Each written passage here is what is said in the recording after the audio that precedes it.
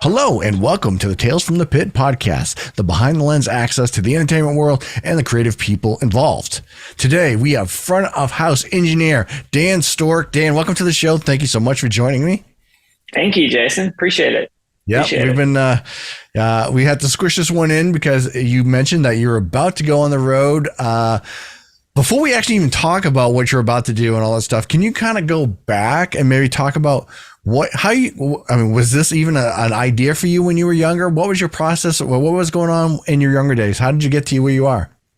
Well, so I studied audio, but it was basically because I didn't really like school. I wasn't very driven, or I had a lot of problems with focus, bit of the old ADHD. So I really didn't enjoy school, but my family was very musical. Both of my brothers were musical. My dad was musical, and they were very much from like the classic sort of world. So I'd learned instruments, piano, cello, that sort of thing through school. And it was kind of the only thing that I kind of enjoyed, and I liked the idea of it. And then I must have been, getting towards the end of school, and I saw a few like live DVDs, and a few of them had little snippets of them in the studio. I didn't even know you could be a live sound engineer at that point. I thought engineers just worked in studios. So I went to university. I didn't know what I wanted to do. I had no idea. I thought maybe I'd do psychology. And music. And my parents said, if you're going to do music, see if you can do something that's like business related or technology related, because you're more likely to find a job than as a performer. Which was great advice, because I was not strict enough or rigid enough in practicing to be a good performer. So that's kind of how I did it. I went to the Conservatorium of Music in Brisbane for school. So yeah, it was great. Yeah, Brisbane is a small town in Australia on the other side of the world. So nice. And you're currently in LA right now? Yes, I live in LA now. Yeah. What was that? When did that transition happen? Really fresh, actually. So I mostly work for American bands at this stage in my career. So I've been out here a lot. Last year I was out here for, 6+ months of the year. It just made sense to make the move. It's a long, crap flight. Bands don't have the budgets people think they do. So there's no business class there. It's a long flight, and there's just so much opportunity out here. And it's that classic thing, right? Yep. There's just a lot more happening. So it's good to be around it all. Yep. I mean, you're right in the center of, either there or Nashville. I mean, you're kind of right in the center of everything. Yep. Yeah. Pretty much everyone I talk to is either at some point either moved to LA or moved to Nashville. Sometimes they move back to where they were, but everyone goes through those two locations, one of the other. Yeah, so, it's the same in Australia. People move to one or two of the big hubs and then, kind of go from there. So I kind of followed that arc as well. Cool. So the younger days, were you in bands? Were you performing much? Or was that just, I played in a band. It was kind of like, shoegazy, emo, punk. Who knows what we were? We just ripped off other bands, probably. Definitely. We really wanted to be the Appleseed cast, but yeah, we used to play a fair bit actually, for a couple of years there.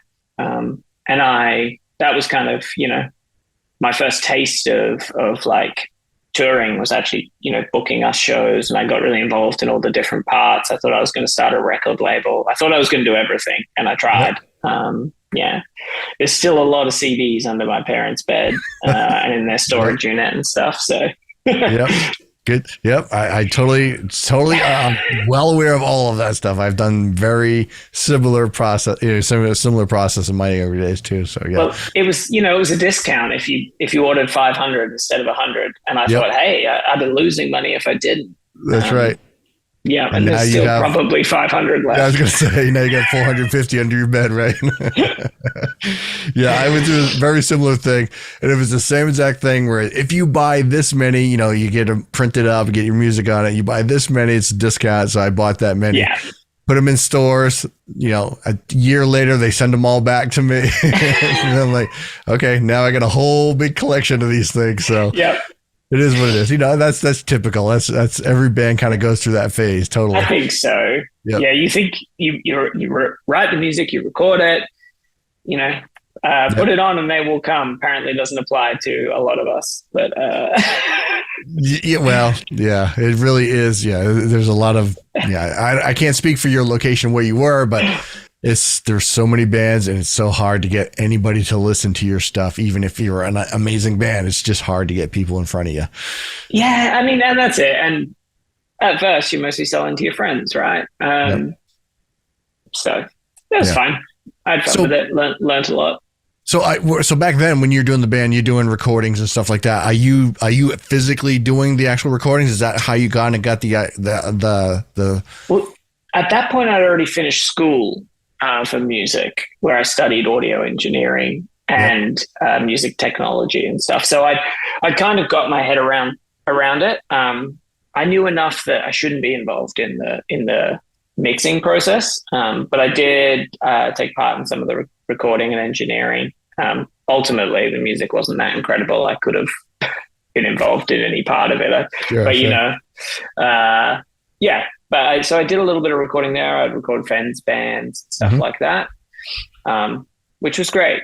And they were all terrible, and I couldn't mix. You listen back and you're like, oh, okay, that's what I did there. That's an interesting choice. You're just heavy-handed. You don't let anything just sit. At least that was my experience. Some people pick it up quicker, I think.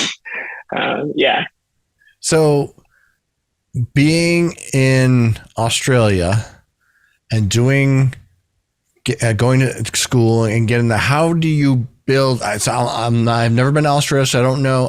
I know there's a lot of strong entertainment industry there, but how do you get to a point where you're a part of a touring band? Yeah. So like working for a tour package. So it took a lot of time. And I had full-time jobs in other industries for a while as well, all across, different things. I went back to school and got a master's in something completely unrelated, which actually I learned a lot from, just about business and accounting and all sorts of things, which were very helpful later when I became a tour manager.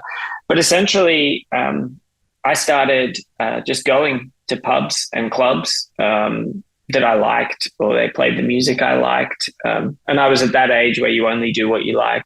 I was afraid of any different music. So I went to punk clubs, metal clubs.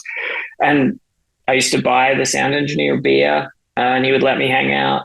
And occasionally he'd let me mix the support band. And, I'm forever indebted to, a very small handful of really kind people who put time in and who put effort in to people coming up and were happy to entertain, stupid questions or slow down when they didn't need to. They're not getting paid any extra. But they did. So, and I would just kind of do local bands then. And then I'd start, I did a night where I'd get paid $50 and I built the PA and I mixed 4 bands in a strip club. And then I would start hanging out with those bands and we became friends. And eventually I was working at a lot of bars in Melbourne. I moved from Brisbane to Melbourne because there's a larger music scene there. And while I was living there, I was working at a couple of bars, the Old Bar in particular, in Fitzroy, which is kind of a bit of a hub. And I met a band called Clowns, who are like a Fat Records style punk band, who these days I think just want to be Thin Lizzy, which is cool. So they do some sort of like punk tinged Thin Lizzy thing. and I did some touring with them around Australia. And essentially it was a conversation of, do you want to come do this for us so we get consistent sound? Because we liked it when you mixed us at this club or whatever, especially for those sort of bands, because they often don't get respect from the sound engineer because they cut the mic, which is a no-no, or they pointed at the monitor, or, they're a loud, abrasive band as part of their thing. So often not treated well by the venues, some cases rightfully so. But, I started hanging out with them and I started doing sound for them, did a few Australian shows with them, different places. And it's a pretty honest conversation and being realistic about these bands aren't going to pay me much, if anything. So have fun with it. And I did for a long time with them in particular. And from that they took me to Europe for the first time, which was cool. But again, it's a sacrifice thing, especially being from Australia. It costs a lot of money to get to Europe for a band of that size, and you're sleeping on floors. And so I helped drive. We did, I would help with sort of anything, which is kind of what got me interested in the TM side of things, realizing that, hey, maybe we should try this, or why are we not leaving till this time? That sort of stuff. Yep. But it was making some sacrifices, and I was lucky I was in a position to do that, which not everyone is, for sure. But I think I bought my own flight to Europe the first time, and then they paid me whatever they could afford, which was not much. But yeah, it was great, and I kind of didn't look back from that point. Those days, realize, those first days, when you're young, you just don't care. You're having a blast. It doesn't matter. Totally. Well, that was it. We were friends. We were partying a lot. I don't party anymore, but it was, the show was part of it, but it was just hanging out with your friends, throwing food at each other in a van, talking about records, what's your favorite solo on this song, or something stupid like that. And you learn a lot too. People would introduce you to music, met people all over the world, different lifestyles and stuff. So I'll forever be thankful for those experiences. Nice. How does the upgrade go from small band to larger band and so on and so forth for touring or anything like that? How did that work out for you? Yeah, so I worked with a couple of other bands in Australia from that, obviously. One of them was kind of like a pop rock band that was up and coming. They were getting a lot of attention.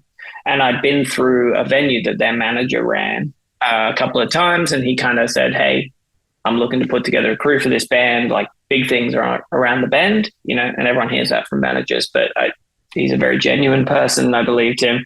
We kind of put together a little thing, and it was just me and him at the start. And then we built out a crew from there. And they went from strength to strength in sort of 3 to 5 years. They went from, playing sort of small community festivals and reasonable club shows, 300 people, to playing 3,000 capacity theaters and, playing late afternoon, early evening slots at major national festivals and stuff in Australia.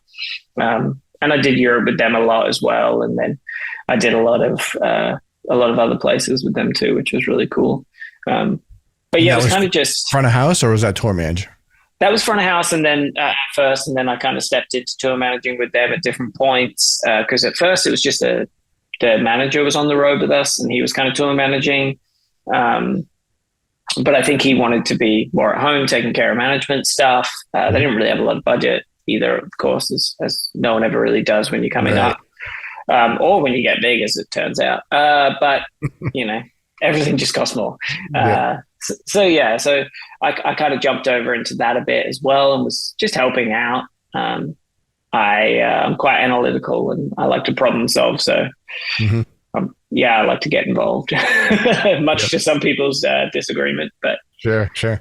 Now, was that strictly just Europe and Australia, or wasn't US or anything like that, right? I did actually end up doing the US with them. I didn't want to misspeak before, but I did, and I went to Asia with them as well. Okay. We did a couple of Asian shows. It's we didn't go to China or Japan or anything like that with them. I think we did Thailand a couple of times maybe, and I think they've done Indonesia since then and stuff. Mm-hmm. But they're actually on tour in Australia, in America right now. Hockey cool. Dad, but yeah. Hockey Dad. Yeah. Okay. Yeah. Yeah. So what are some of the bands you've actually toured with that you've worked with? Damn. So I toured with Nothing in Australia for a little bit. Unfortunately, that was a very different lineup to what it is now. The singer didn't make it into the country. There's some visa issues and stuff, so didn't get to experience the full package, but it was great. I met some really good people through that. Yeah. I was the promoter rep for Turnstile recently, and now work closely with their management on a couple of other projects and stuff, which is cool.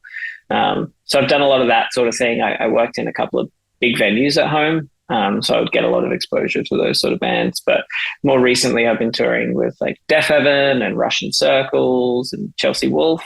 I've just sort of started touring with Taking Back Sunday after I met them a couple of years ago as well. So that's cool. Yeah. What were you doing? Front of house? Front of house for pretty much front of house for all of them. And tour managing for a couple. Yeah. Yep. Some of the bigger acts have separated roles because they have a bit more budget to play with and, more going on. So they need a little bit more attention and stuff. What is the difference between it's probably pretty obvious, but from your perspective, working with a small band, you probably have very limited equipment, very, probably older equipment. I don't know, versus some of the bigger bands, you may have better equipment. What's the difference in all that for you? So I think from the sound, it's very true, and it changes throughout the whole spectrum. The backline is technically probably has a bit more options, better quality instruments, pedals, blah, blah, blah. That all has an impact on the sound. But purely from my perspective as a sound engineer, generally the bigger rooms have a better PA. Mm-hmm. It'll be better tuned. It'll be better looked after. The crew who are there will often, know more about the room. And these are generalizations. You go into some small spaces that are really well kitted out, or especially for crew, you can go into small spaces where the crew are incredible. And they've been there for so long and they care very passionately about the space. And you can go into big spaces where the crew don't give a shit. Just depends on the day, I think.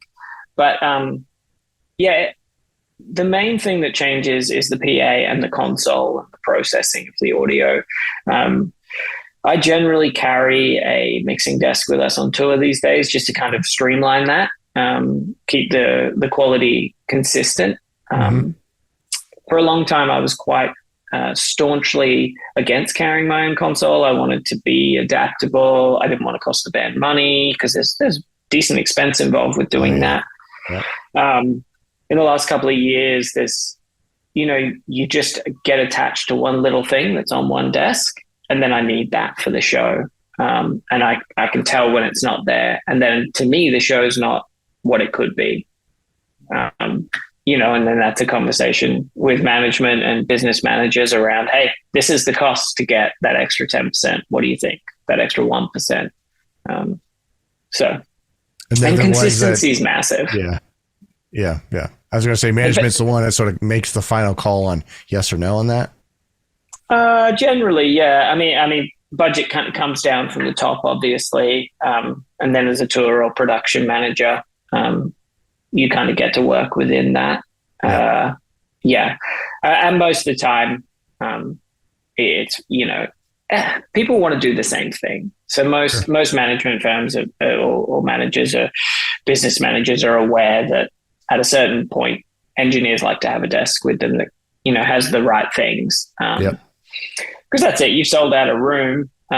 You've got everyone there ready to go. The band's ready to go. Well, why didn't we have that one thing we had last night? Whether it's that weird delay sound that you use once in the set, it could be as simple as that, or it could be far more complex, but it's missing. And the consistency with setup time is massive as well. Because obviously the longer we're in the venue, the earlier we're into setup, the more crew that are involved, those costs skyrocket really, really quickly. What is on a normal tour? I mean, you're getting ready to start. You said you're doing rehearsals this weekend. Yeah. So we head out on Monday. Monday evening, we head down to San Diego. Yeah, so a normal day on a tour like that, I'm only doing front of house on that tour. I'm not tour managing. So the average day there, at least I hope what the average day will look like, is generally my work day starts probably around 1 p.m. Some days might be slightly earlier, some days might be slightly later. And from the bus, we'll be parked at the venue when we get there in the morning, and we'll load in, and then kind of around 3, we'll probably do a sound check, 3 to 4, or at least, a crew sound check. So we make sure everything's kind of up and operational. Then we'll run through everything with the band. And then we kind of hand off to the support on the tour. I generally, when I'm headline, like to just hang around, make sure that whoever's doing front of house for them is kind of settled and all good. Because generally they'll either be using a house desk, which they may not have used before, or they may not be as quick on, or they might be using the desk I'm carrying, in which case they may not know how to use it as well. Or, these are all maybe. Quite often you'll be on a tour and the supports engineer is teaching you something, very often. Especially when it's about technology. Right. You get a younger engineer come through and they'll absolutely whip you into shape. And then you got to bring it every night, which is good. I like it.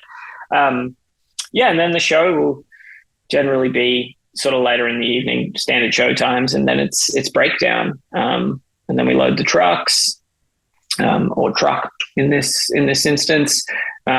And then you have your night shift and your day shift on the bus. I'm a day shift guy. I don't party. I'm sober. So I go to bed as quickly as I can, generally. Right. Have a quick shower in the venue, brush my teeth, have a quick chat with the band, have a quick chat with everyone, kind of debrief from the night. And then I pretty quickly peel away, especially if it's a sort of bus where, a movie goes on and I don't want to get sucked into a movie because there goes 2 hours and then the beers come out or whatever it is. I go to bed because I generally get up very early in the morning on tour. If I'm tour managing, that's generally to start putting out spot fires and figure things out. But if I can as well, I like to exercise a lot on tour. So try and get up at 8, leave the bus by 8, go to the gym, get away from the bus. I'm really into photography, so I'll probably walk around, take some photos.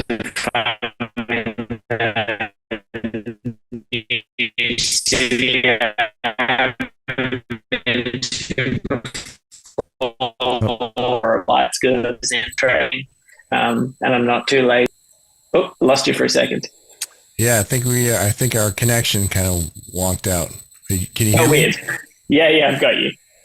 Yeah, everything's all right? Mm-hmm. And for a quick second, everything just kind of went weird for a quick second, so I think we're good. Yeah, sorry about that. That's fine, no worries. When you do in front of house, do you have a setup process? Are you like listening to certain songs? What is your kind of configuration?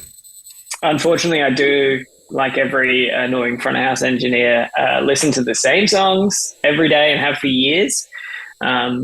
So if you look at my Spotify Wrapped for the year, it's the same songs win every year, and it's not songs I casually listen to, unfortunately. But yeah, so generally I'll get my desk sort of tipped, take the cases off, build my racks out, connect everything up, and then we'll get stage set and everything like that. And then I'll come back to my desk, and that's when I start to really listen to the PA. So there's a couple of tracks I run through that kind of all do something different. Some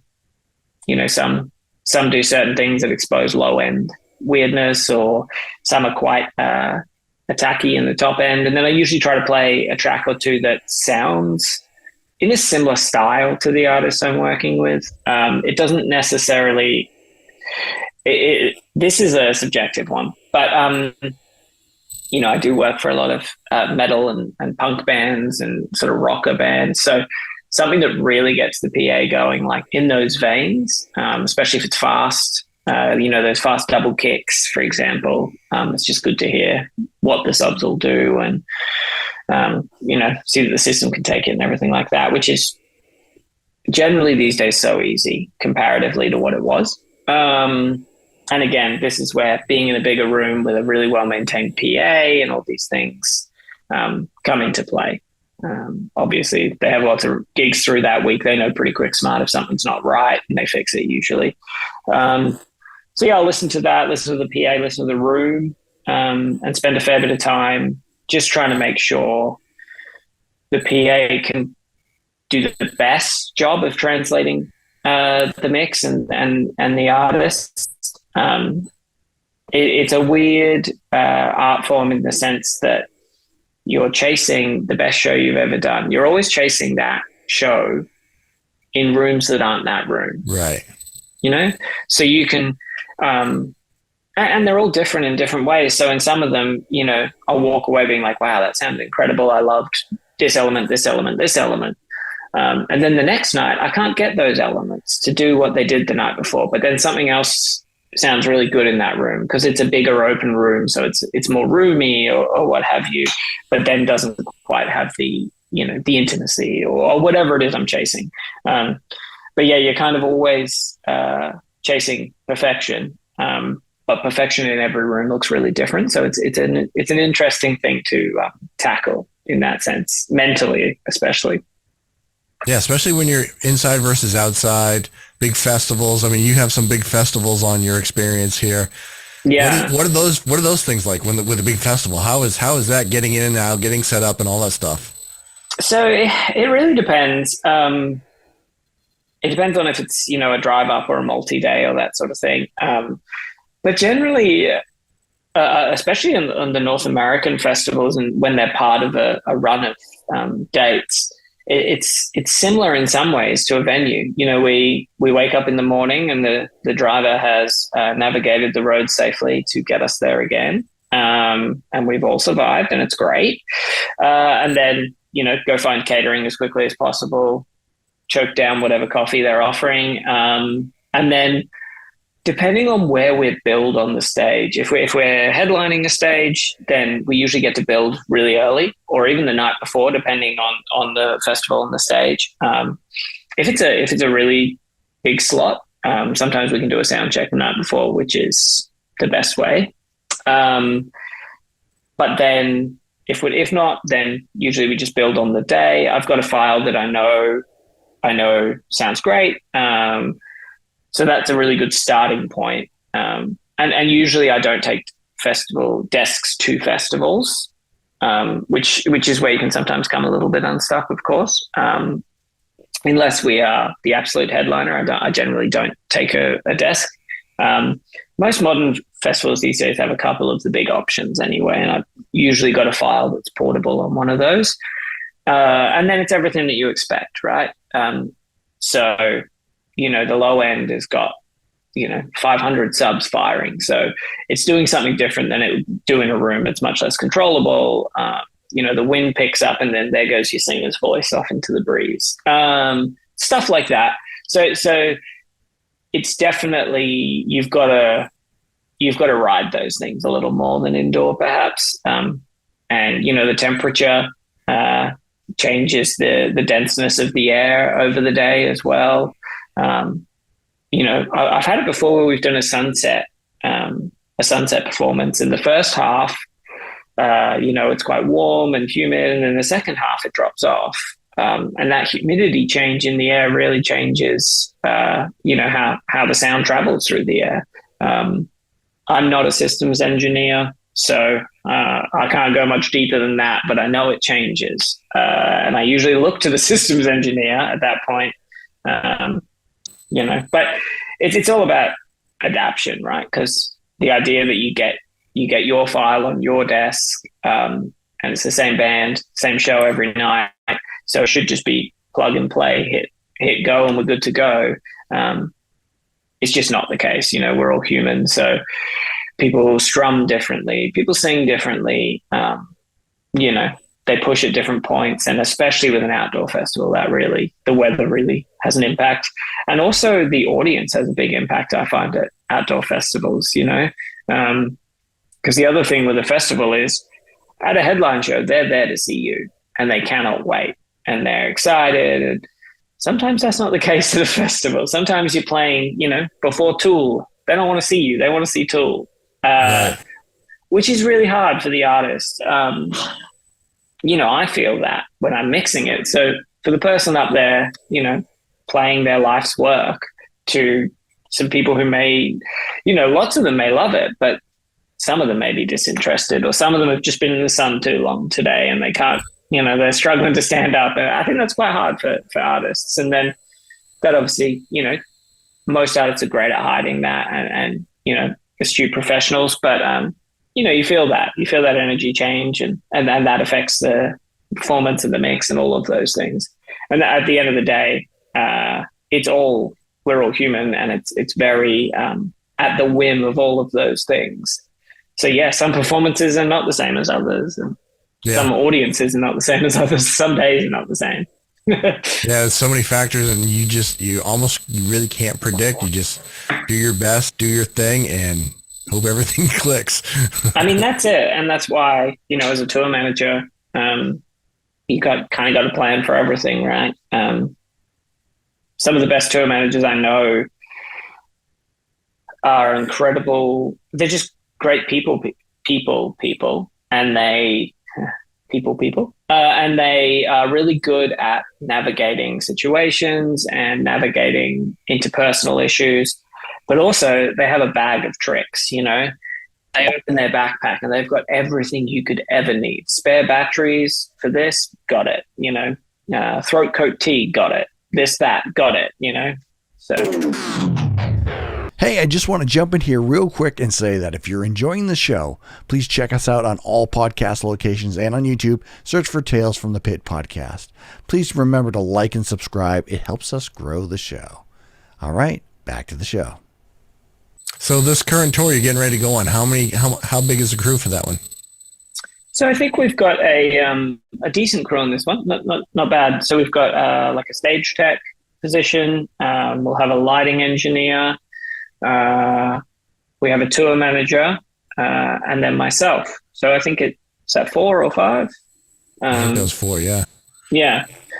Yeah. So that's actually it's kind of, for a band of this size, it's kind of the standard. Some bands will have like 1 or 2 less. Well, 1 less usually, sometimes, but some bands will have everything from there scaling upwards. Some bands, each person will have their own tech. And then they'll be carrying a monitor engineer as well as a front of house engineer, a lighting tech, a lighting assistant sometimes, a tour manager assistant, production manager. Sometimes management will roll along on the bus as well. Yeah. Are you guys on a Sprinter or are you guys on an actual tour bus? No, on a bus, yeah. Yep. Good. Yeah, which makes a massive difference. Yeah, totally. Yeah. Like it's night and day. Well, especially if you're someone, I think it's different if you go out and you want to enjoy the city and stuff at night, then that obviously makes a big difference. But if you're someone who sleeps, I try and keep a reasonably normal sleep schedule, on tour. So for me, waking up in the city and like just being able to go get coffee and not be in audio world or tour world or whatever that is, it is really big for me mentally. And also just they're much more comfortable to sleep on. So, yep. Oh yeah, totally. Yeah. So be on the road, what does that do for your personal life and your home life and all that stuff? Is that not a challenge right now, or is it something you have to adapt to? It definitely has its ups and downs. It's a dream job, Peter Pan job, all these things. But being away from people for 4, 6, 12, 18 weeks in a run, really impact. It's very, and I imagine, I'm sure it was much of phones and FaceTime and stuff like that.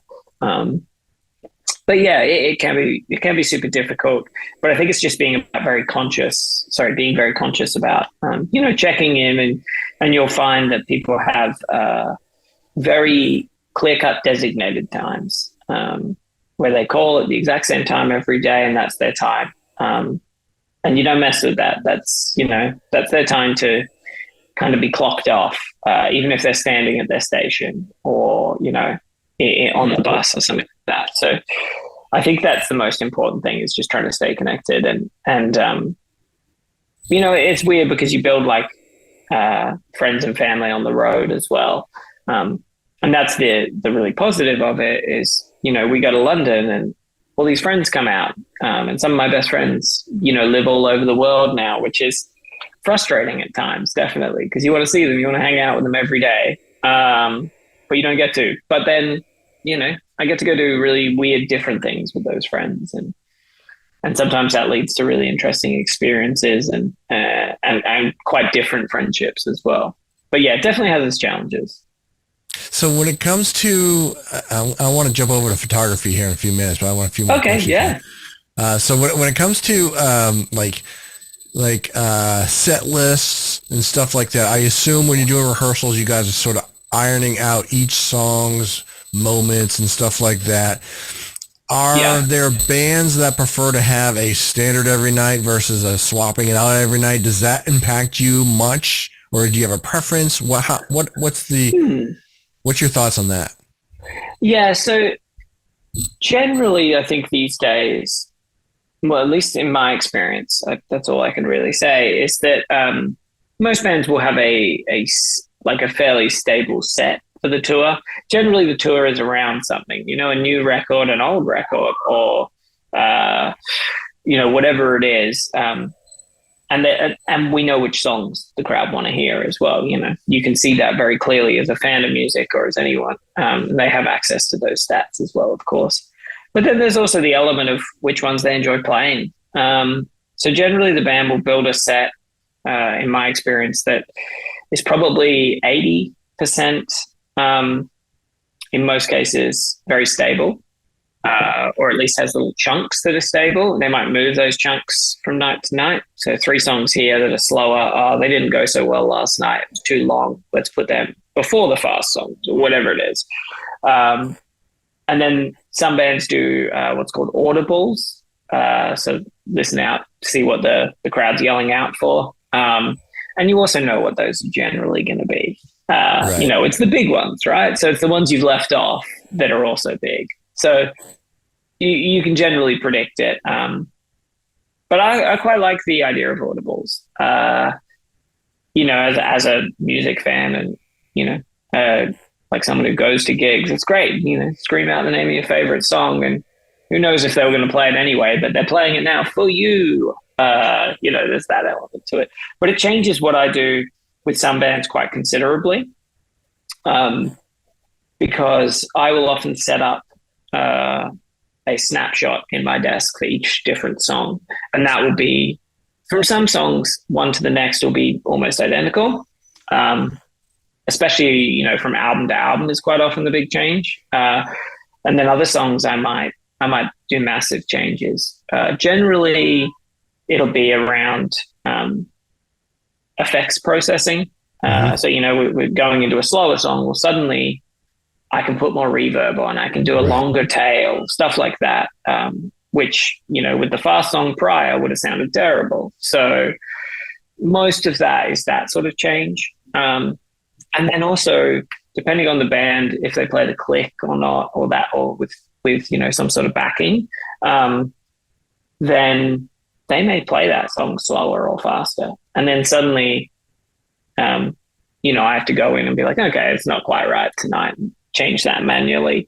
But those snapshots kind of get me in the ballpark each night.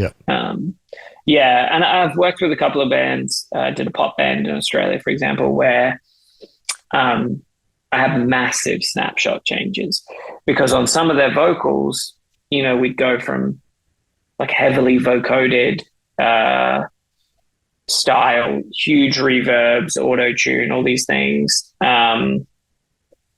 to really upfront and very little effects. And that's the whole point of it. It's supposed to be in your face and stuff. So we had some really big changes on those. And I've had other ones where they've had 2 drum kits on stage. Oh, wow. Excuse me. And if one drum kit sounds different to the other one, all my settings have to change, and you can't run the same lines. And so stuff like that. which is always challenging because, at the end of the day, the artist will do what they want and should do, what feels great for the crowd. But if I'm on a snapshot for that drum kit and you suddenly start playing that one, I've got to be adaptable, and I've got to make that work, whatever that looks like. So. Interesting. Yeah. I mean, there's so many variables that can happen.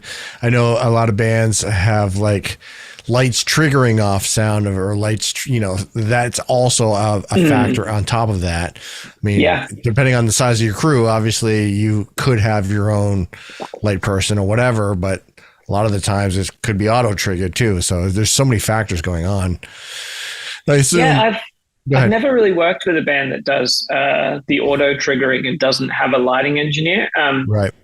Some friends of mine band have done that really successfully, actually, which is a really interesting thing. And if you play the right style of music and you have a click track and stuff, I can see how that would be quite a cool way to kind of carry your show from place to place. Yep. Yeah. Let's switch over. Let's talk photography. That's my expertise. I'm awesome. a concert photographer. I cover all of Maine, New Hampshire, and Boston, stuff like that. Yeah. So you are probably in the perfect spot for photography. How did photography get involved? How did you get involved with photography? Oh, wow. Well, I actually got involved in photography. I was always really interested in cameras. I like the idea of capturing something, I suppose we all do. Somewhat nostalgic or something. And I had this camera as a kid, baby's first camera style thing that my parents bought me, and I loved it. And I probably took the worst photos ever, and it was a film camera. It probably cost them so much money to develop it, but they did. And they pushed that, which was lovely. So thank you, Mum and Dad. But then I went on a few holidays as a kid with my family, and we traveled a lot because of my parents' jobs. So I kind of had a camera, and I kept slowly getting different cameras. I remember once in Greece with my parents, I made them walk around trying to find somewhere I could buy a tripod. And then I made them stand for probably an hour and a half while the sun set. And I took like 1,000 photos that were all terrible. Of the sun setting, and I didn't know what I was doing. I didn't know the settings or anything. So it was just a shot in the dark, and I liked what I could see, But yeah, then with touring, it just gave me access to so many cool places, so many cool things. And I really like landscape and architectural photography, and it's a great escape in that way. So on days off, I can take my camera and go on a hike if we're near somewhere that's hikeable. And just take photos and be really caught up in that. And it's a way that, I can explore and pursue art outside of music.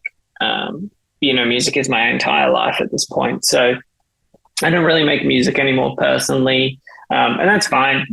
Some people think that's a shame or sad, but it's just what it is. And I'm happy with that. But yeah, I can go take photos. I'm in a new city every day. And I kind of like the challenge of that artistically as well, because you can walk around New York and take incredible photos, but it's a beautiful city. Some cities aren't as right. Don't offer up as much, so that gives you an interesting challenge. Then well, I'm in a Walmart car park in the middle of nowhere. What do I do here? How do I make this interesting? So what's your gear? What's your equipment you're using? So I have a Nikon F3 SLR film camera. I used to have a Minolta that I loved, and I sold it for some reason years back. And I have a Fuji X-T20 digital camera that I love. And it's great. I mean, it's seen some stuff. It's been dropped in every single backpack I've ever owned. The screen's cracked. There's no rubber left on the back. And I kind of love that about it. It's been used. It's been to 30 plus countries or something. So I love it. Now, is that something you'll take with you on every show? I mean, every tour? Recently I kind of, I've been umming and ahhing about this, to be honest with you, because if I don't take it on tour, there'll be so many opportunities. If I do take it on tour, it'll just sit in the drawer. on this tour, I have more time to myself. The days are longer. I'm not working as tour manager, so I can get away in the mornings and stuff like that. And I've also been I never used to take photos of people. I never used to, or take photos of anything to do with music, really. I've kind of been enjoying, I suppose, the access I get, and the trust that people have with me from the artist's perspective, that they're really natural around me. So as long as it's not annoying, pulling out my camera sometimes and getting a perspective of the shenanigans backstage and how wild everyone thinks it is when it's just 4 people staring at their phones and drinking throat coat teas. But yeah, so I think it's a really unique experience I get to have.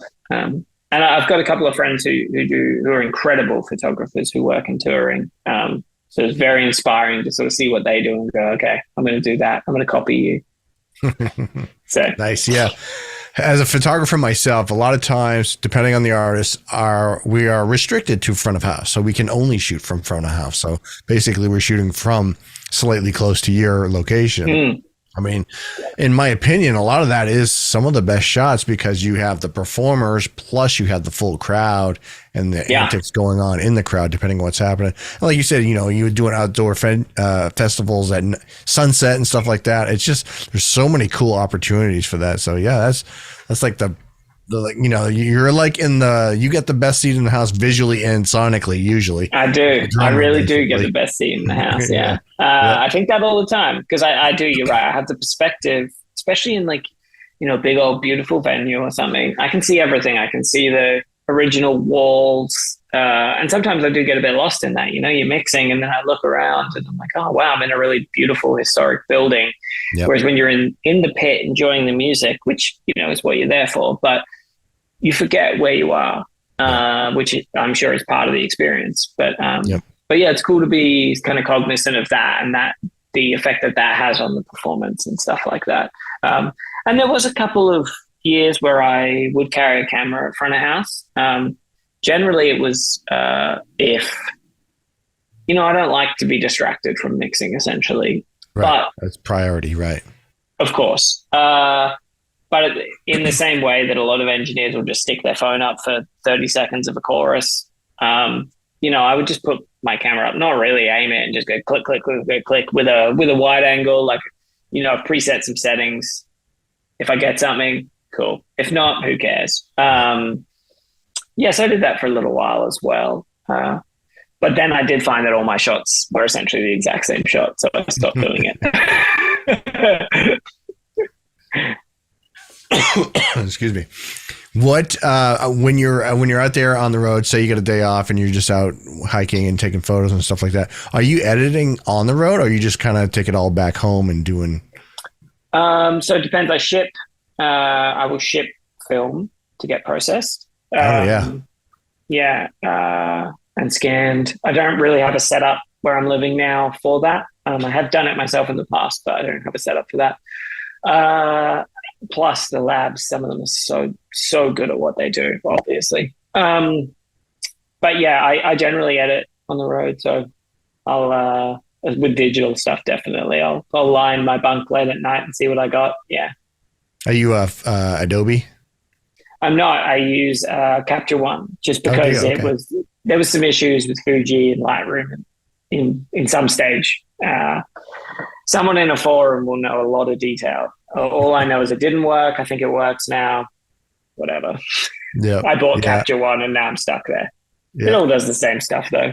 It is. It's very similar. Yeah. And I still know a lot of high-end professionals that swear by Capture One. I mean, I'm Adobe just because I've used it forever. I do video stuff too, so I have to kind of switch back and forth. But yeah, they all do the same.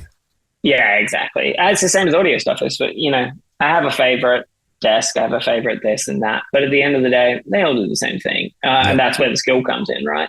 And that was also, not to get too sidetracked, but part of the exciting part about switching to Capture One was I didn't have any looks or presets. Because they don't really exist. People don't make them. So I really had to understand what I was doing. And, I couldn't cheat. not that I ever really did, but you'd find a preset and tweak it, or, you'd find a few that you like, or I built my own for a while, but I kind of like treating each photo. It slows me down, slows the process down, makes everything kind of, more thought out. Yep. Yeah. You kind of really learn about the subtleties of, a lot of the sliders and the photos and the exposure. Exactly. Yeah. Yep. Yeah, exactly. Did you take any like photography education, or was it just like, go out there, experiment, watch YouTube video, go out and try it again or something? Basically that. Yeah. Everybody. Yeah. I did a degree in design at some point as well. Oh, did you? Between music and marketing. I like learning, but I just wasn't really sure what I wanted to do, and especially because music was, is hard to get off the ground, especially. I liked creative stuff, so I was doing digital art and photography, and I did graphic design for a while. But no formal training or anything like that, which would have made everything so much better, so much quicker, I'm sure. Yeah. Well, speaking of, jumping back to the, front of house sound, when you talk about the education and stuff like that, do you think you could do your job today if you did not go to school? Is that something you feel like you could learn along the way, or is school really a key piece to it? I think that's a really interesting question, because it's kind of a hot topic for a lot of people, right, with these sort of skill-based jobs. Do you go to school or not? I think I could have got where I am without going to school, yes. I think you can take either path and end up at the same result. What I will say is that I had the privilege of learning from like incredibly skilled people, and I had access to all of these amazing facilities, which I didn't take advantage of because I was young and dumb. And because of the age I went to school, I wasn't as committed as I should have been. So I didn't get as much out of it as I should have. So then I had to kind of go back and teach myself some of the stuff I'd already studied years later. But in saying that, if you're, and some things work for other people, some things don't work for certain people. It was good to do some compressed learning like that, because perhaps if I'd, tried to learn on the job or tried to piece together some stuff, I would have struggled maybe more, or I would have, learnt, for lack of a better term, the wrong way of doing things, or I would have learnt, how a compressor works, but not fully understand the internals of the compressor. So the schooling was really good in that sense. I really learned everything technically.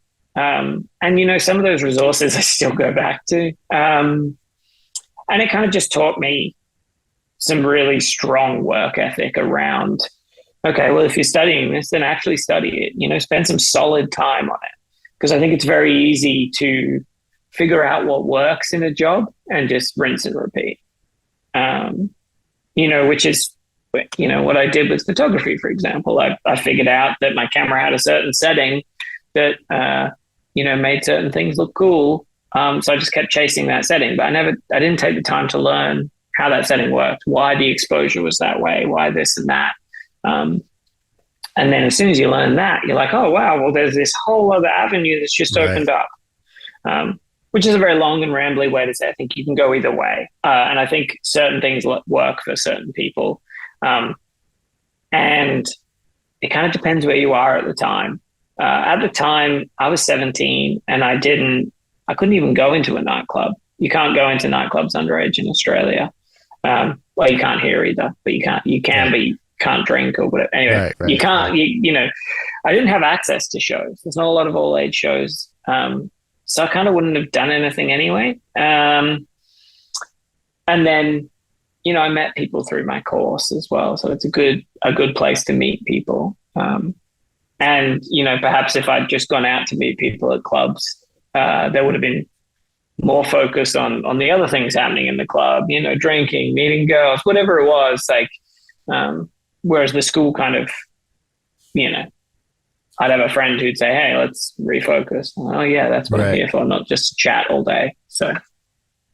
Yeah. I mean, I'm not claiming any position on school, no school. I just find it very interesting because I know a lot of people that swear by it, and I know a lot of people that said, "Oh, I got everything just by going out there and doing it." So it really is probably a personal, what you're, where you are, like you said, where you are and where your head's at, and all that sort of stuff too.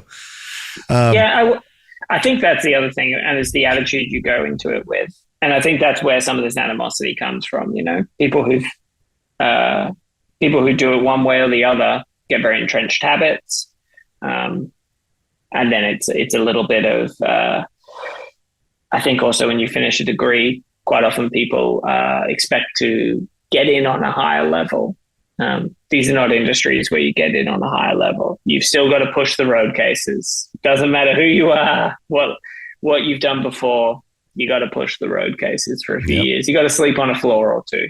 You got to sleep in the bench trench in a sprinter. Yep. Yeah, you definitely got to pay your dues. You got to get out there and you got to just do it. Yeah, totally. Yeah. No, you're getting ready to go on the road. How long are you going to be on the road for? I think we're out for about 5 weeks, almost to the day. Yeah. The final show is back in LA on the 30th of March. So. Nice. And what do you have things lined up for the full year, or do you not plan on that until you get close? How does that work? Well, generally, it really depends on the artist. And, I'll still get last minute things, and quite often you get fill in things. If a friend's sick and, someone else who's an engineer might say, hey, can you fly out and cover these dates or whatever? But for my main acts, they plan these tours meticulously around album releases and things. So they've been in the works for a year or so. So I'm kind of mapped out until I think about November, at least roughly. And so I come back from this and then I have about 6 weeks off. I do Coachella in the middle of that. Oh, wow. But essentially I have 6 weeks at home, which will be really lovely. Nice. Yeah. Some of those festivals, Coachella and those other ones, are just so crazy.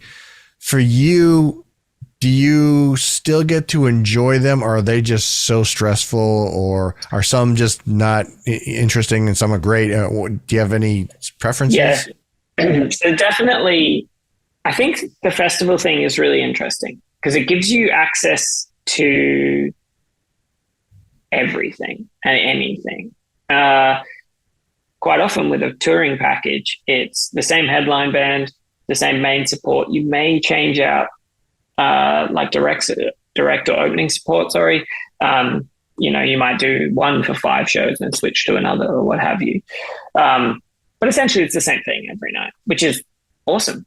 And I've met some of my best friends that way. But on a festival, last time we were at a festival setting up, Limp Bizkit was playing on the other stage. So, that's cool. I've never seen Limp Bizkit, and it was kind of cool. Take it or leave it, whatever.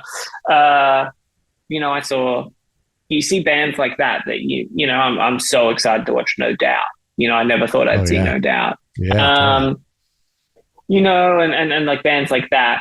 And to be honest, if No Doubt did a headline show, I don't know if I'd go, I don't really go to headline shows anymore a lot, unless it's like a friend's band or a band that like my friends and I are all excited about. But generally, I probably wouldn't go to an established big band show that regularly, at least not regularly. So it gives you an opportunity to see that stuff. And then on the other end of the scale, that sometimes you'll see, the midday local band who's not playing to as many people as they should be. And, they got to do it in direct sunlight, the poor bastards. But sometimes they're incredible. And you're like, oh, this is my new favorite band. And I never would have found that band myself. I'm old, I'm out of touch.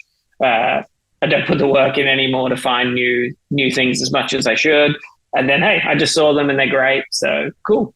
And, from them, I might find some other bands or things like that. So, I quite enjoy the festival in that sense. But they definitely can be stressful. And it depends, like the weather as well.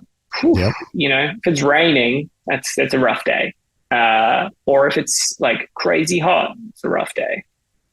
Now, are you when you're rolling into a festival, you set up, you play, are you guys out of there pretty quick, or do you guys get to stick around, or does that depend on the tour schedule? It depends on the tour schedule. And when I'm tour managing, I'll ask people, hey, is there anyone everyone wants to see? Or are we getting out of here? What do you want? Sometimes that's also dictated a little bit to do with egress. So they might shut down certain roads between certain times because they've got to get Beyonce off site or whatever. So then everyone else has to wait, or whoever.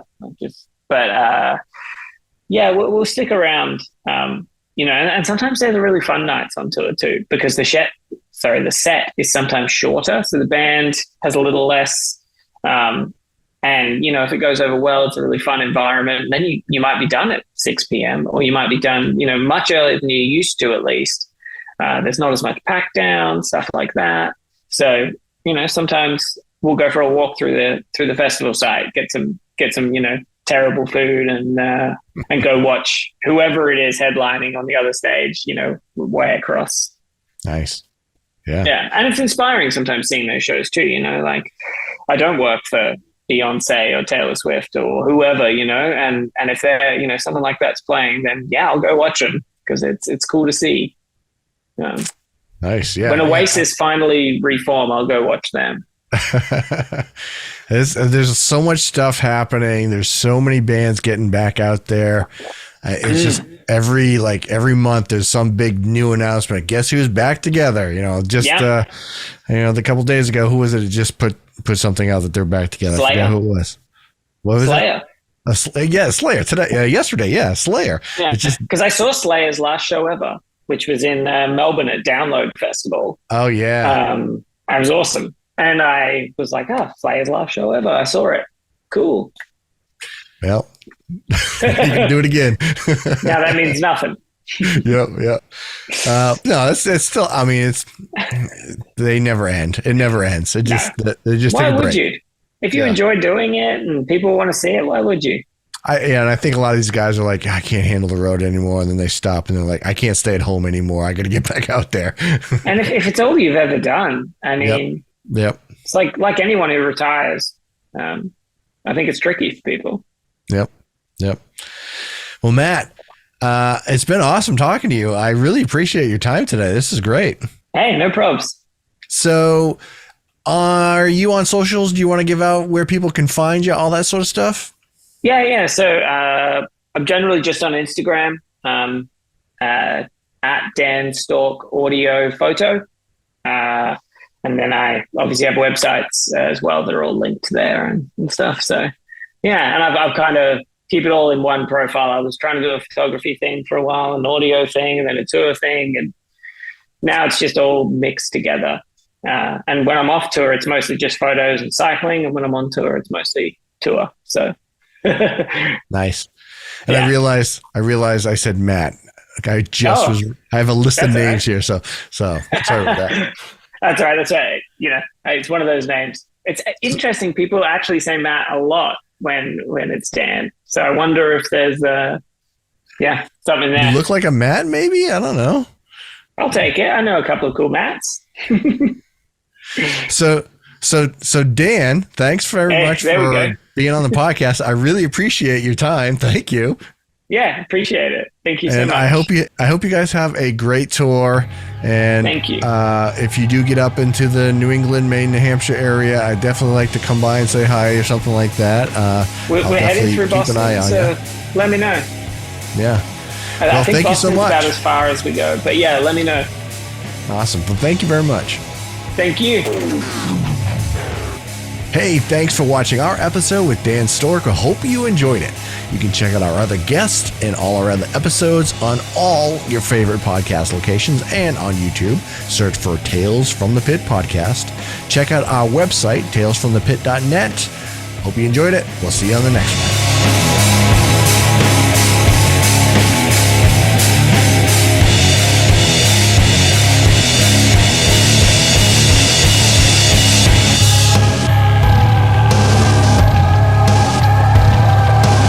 This episode was edited and produced by me, Jason Lavasser.